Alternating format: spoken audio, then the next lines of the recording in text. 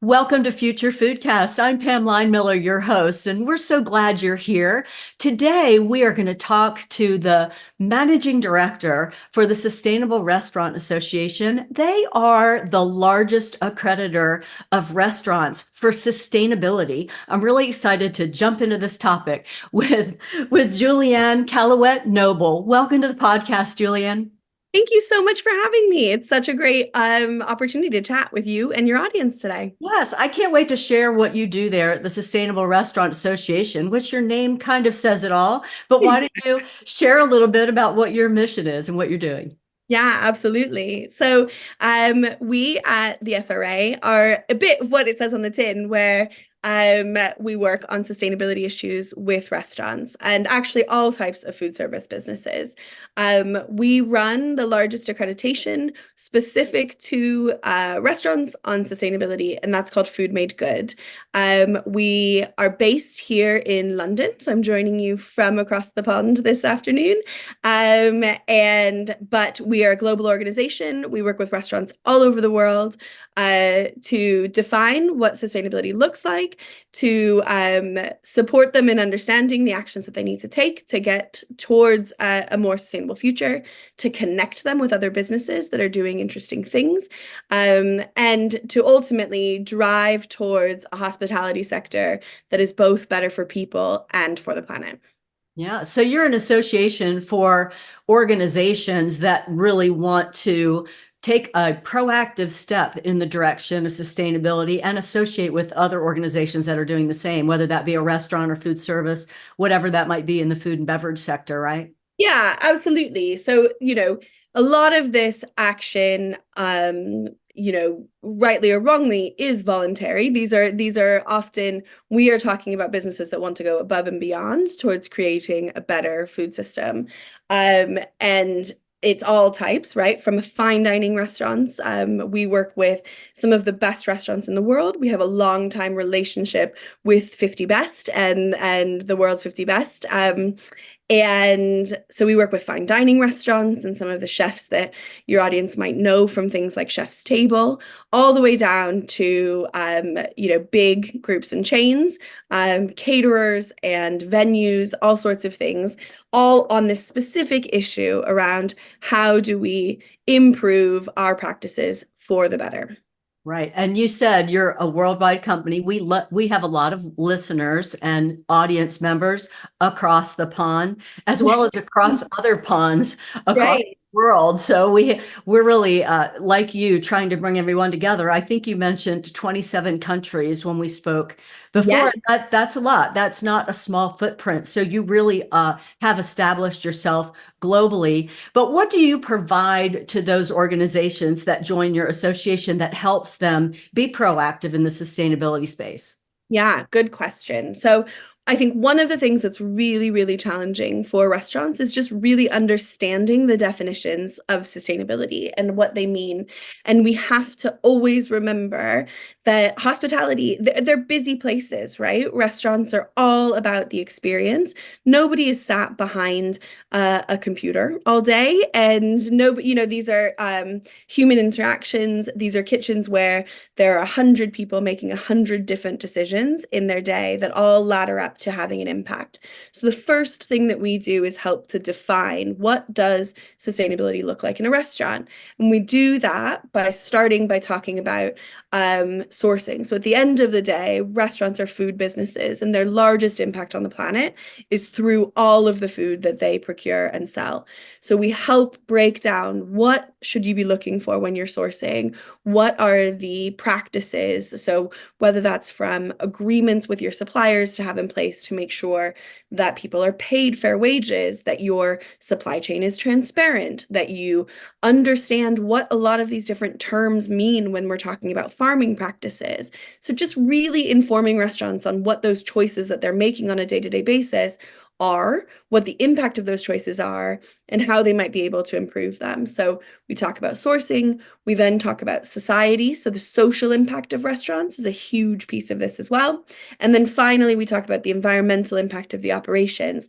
So your energy use, your water, your waste, really helping restaurants understand what are those steps that and then help restaurants celebrate when they're doing well, when they, give them those gold stars and give them the ability to say that they are a restaurant that is taking proactive steps to be better for people and for the planet. Well, Julianne, those are really great ideas and like a framework for your association members to follow, which I know some of them are like, where do I even start? And you said, what is sustainability? Like, how do we even define what's good in that area? But, across the world, because you have all members in all these different countries, how do you have any consistency there? Like, how do you help them when they might have different requirements? Yeah, I think that's a really good question. And I think that's something that actually we internally have been working through for years and trying to, at first starting our experience was here in the UK. And then we started to get organic interest and demand from restaurants around the world coming to us saying, nothing like this exists where I am, and we need help to understand what this looks like. And at first, I think we had that same reaction to you, which is like, there is nuance when it comes to sustainability. There is the specific, culture and place that you are in. There's legislation differences. And so at first, I think we were a bit kind of torn up about what does that actually mean or what does it look like. But actually, when you start to go under the surface and you start to kind of dig, we recognize that actually sustainability has these same key pillars, and there just might be different ways of expressing it. So I'll give you an example. We know that in restaurants, food waste is an issue. It's an issue wherever you are in the world. Now, the way that the place that you are in might deal with that food waste, like whether or not you have the access to compost that waste, whether or not you have access to separate, to a separate waste stream or whatnot, can be very specific to the place that you are. But the fact that you need to have a strategy in place, you need to be looking at what you can do to reduce that waste, and you need to be looking towards compliance. So we've created a framework that sort of builds on what is bare minimum compliance level. We are following our local legislation. We have the waste streams that are designated by our city or municipality. Two, we are going one step beyond. We have taken actions to reduce our waste. We have a strategy in place. We're working with our chefs on training. We've taken actions in the front of house to reduce the way that waste comes across to our consumers, our diners, whatever that might be. We've gotten creative around where that waste goes at the end of life. So we kind of give some hierarchies in those conversations so that you can find something that's relevant to you and where you are in the world. Perfect. Because I think a lot of listeners that might be out there, some of our audience might be saying, this is a great concept, but I don't even know where to start. And to be able to have those goals out there that might be specific to my country or my city or my municipality, down to that granular level is really, really helpful. And yeah. But I think it's really also important, just sorry to jump in straight there, but I think it's really important to know that there is more that we have in common than there is that divides us. And I think one of the things for the restaurant world in general, right? We all live in a global food system, and we live in a global information age. There are trends that are, trends travel from New York City to London to Paris, all around the world, right? And so there's more that we as chefs have in common. And I think one of the things that I have the unique privilege to do in our role is connect with all these restaurants in all these different places. And I think you'd be surprised at how much these issues are shared as opposed to being super hyper localized, right? Everybody is struggling with what does the future of fair staffing look like in a hospitality industry, especially post-COVID, right? Everyone is struggling with what does a regenerative food system look like? How do we source ingredients differently? What should we be asking of our suppliers? People are starting to understand that, they need to reduce their energy use, and want to take steps to do that. Some are doing it because energy is really expensive around the world these days. Some are doing it because legislation is forcing them to. Do you know what I mean? So there's way more that we have in common than divides us. that's a great point. There is. And really, I know that you shared with me before that kind of for restaurants and food providers to think about, it's like a good restaurant does X. Exactly. Exactly that. So, the whole kind of framework is built around this idea that, it's called food made good, and it's all built around the idea that a good restaurant does the kind of 10 then key areas that we dive into. So a good restaurant celebrates provenance, and that section of the framework is all about traceability and transparency in your supply chain, celebrating where your food comes from, and how it gets to you. Then a good restaurant supports farmers and fishers. That's really looking at how do you engage with with the suppliers, and what do those agreements look like. It's talking about commodity goods and how do you ensure that you're paying fair wages for them. A good restaurant treats their staff fairly. A good restaurant supports a community.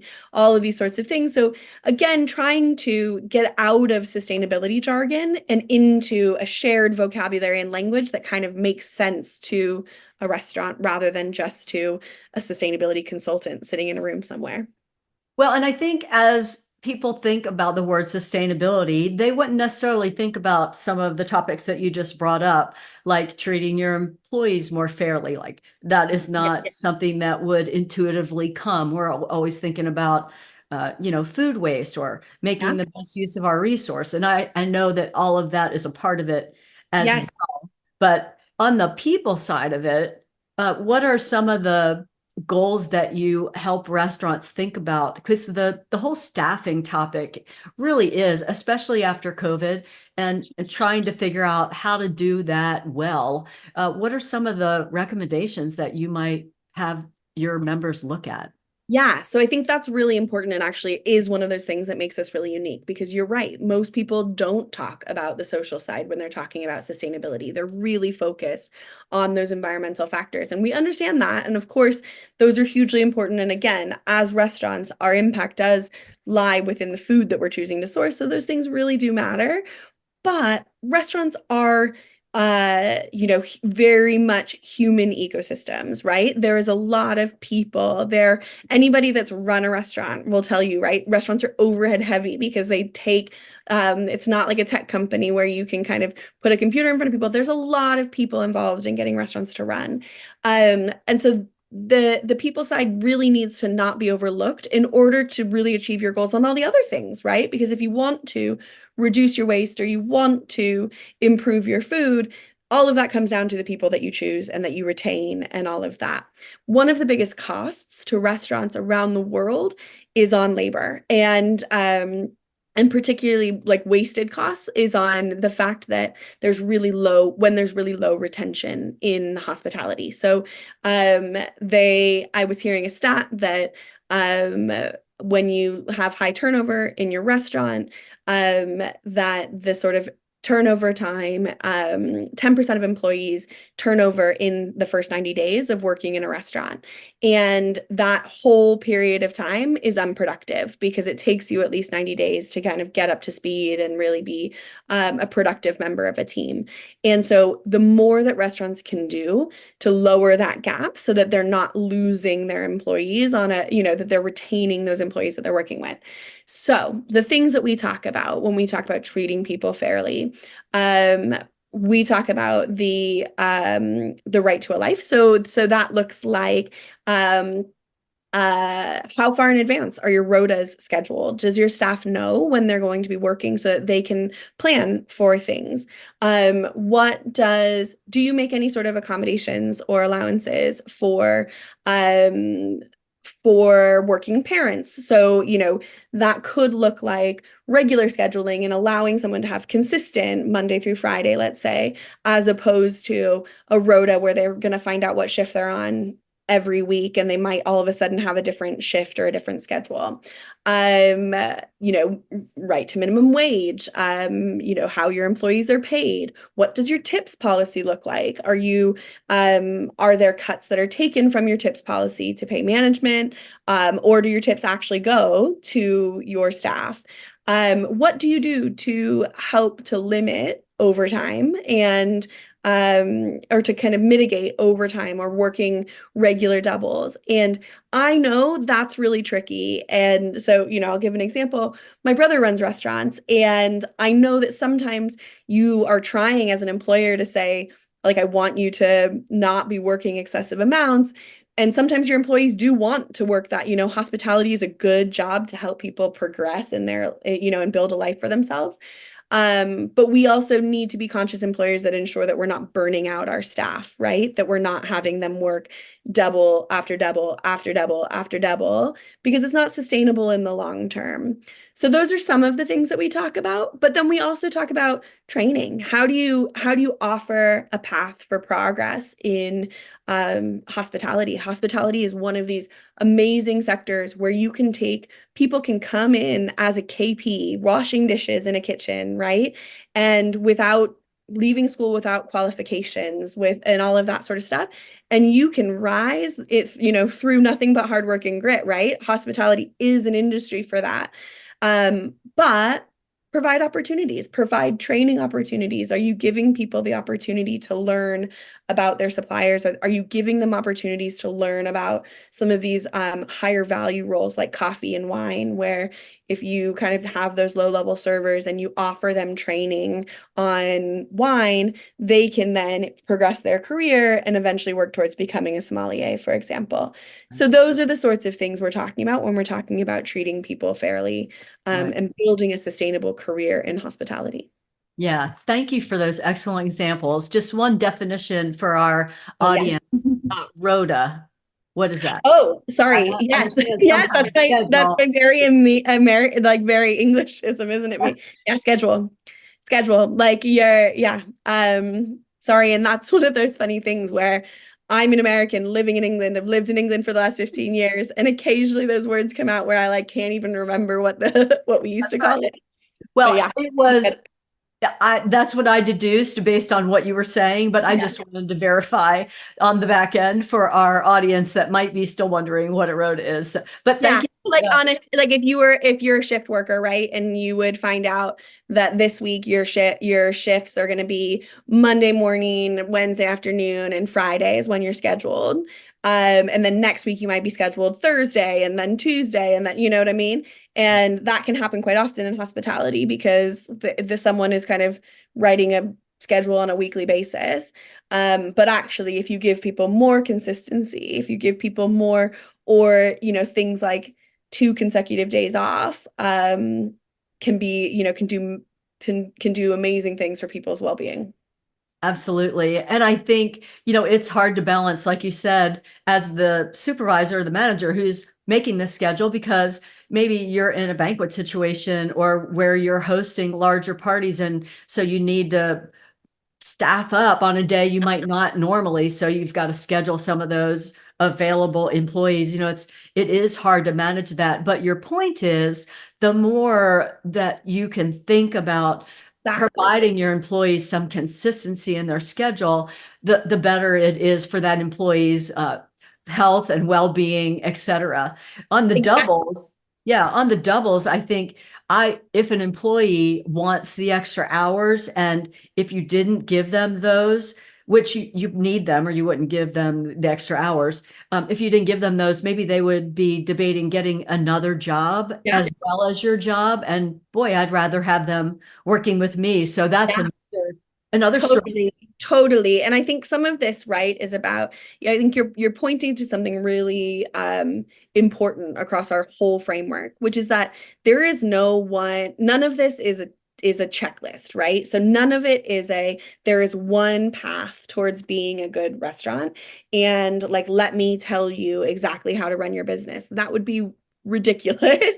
And instead, I think all of this is, let's inspire some conversations and let's inspire some ways of thinking and I think the feedback that we end up getting from restaurants is that made me think differently about all of these pieces. And so now, yes, you're right. My employees still are doing some doubles when they want it, but I am more conscious of thinking, what's the context around that? Did I just schedule them and keep scheduling them? Or what, have I had those conversations? Do we have a policy in place somewhere that, have we put a staff handbook together? Do we, all these sorts of things that may sound really basic, but like they aren't across the industry, across the world. Exactly. I think what I hear you saying is really you're just giving them the basis to up the communication with their employees and understand their circumstances so that they can ensure they have longer term employees instead of that 90-day turnaround. Because let's face it, like you were right, that training on the front end is so expensive, and that employee is not necessarily productive right away. It takes some time for them to learn the systems and the procedures and whatever is set up as far as processes that they need to follow. And the more that they can make a match and understand what the employees' needs are and match that with the needs of the restaurant, that's gonna make a longer term partnership. And Absolutely. And just to link back to the kind of wider sustainability issue, the environmental stuff and the sourcing and all of these things, I think it's also important to recognize, especially post-COVID, and especially with younger employees, which hospitality disproportionately employs a younger employee base than other industries around the world. And younger employees are looking for purpose in their careers and the choices that they're making. And so brands that, or restaurants or companies that young people want to work for, that want to stay and can see a career for themselves in, are those that they feel are purposeful. And so companies that have set clear directions on environmental practices, clear directions on minimum standards in terms of their supply chain and all of that, and minimum standards in terms of how they treat people. This really appeals to a younger job seeker, and we need those people to want to see themselves in hospitality for the long term. Yeah, great point. Great point. Well, thank you so much this has been a wealth of information about what you do and how restaurants might be able to think about sustainability, and certainly a resource to go to. The SRA is a great resource to check out your framework and take a look at some of the goals you have out there. But Julianne, is there anything else you would like to share with our audience before we go? Oh, this has been so interesting, and I always love kind of having these conversations. I would just say, loads of places to follow us, things like LinkedIn to Instagram. It's at Food Made Good on Instagram. We have lots and lots of information out there. Our website is thesra.org, so thesra.org. And there's loads that we do. And if you are a restaurant or somebody working in hospitality or working in adjacent food fields and you're interested, please get in touch. We would love to have a chat. Yeah, we'll have all those links in the show notes as well. Thank you so much for being with us, Julianne. Thank you. Have a great afternoon. For our audience, please engage with us and give us some comments about this episode, and subscribe if you'd like to get our episodes every week. Until next time, I'm Pam Line-Miller. Thanks for listening to Future Foodcast. Future Foodcast is powered by Farm to Plate, the leading food blockchain platform. Subscribe on YouTube or wherever you listen to podcasts to stay up to date with the very latest innovations in the food industry.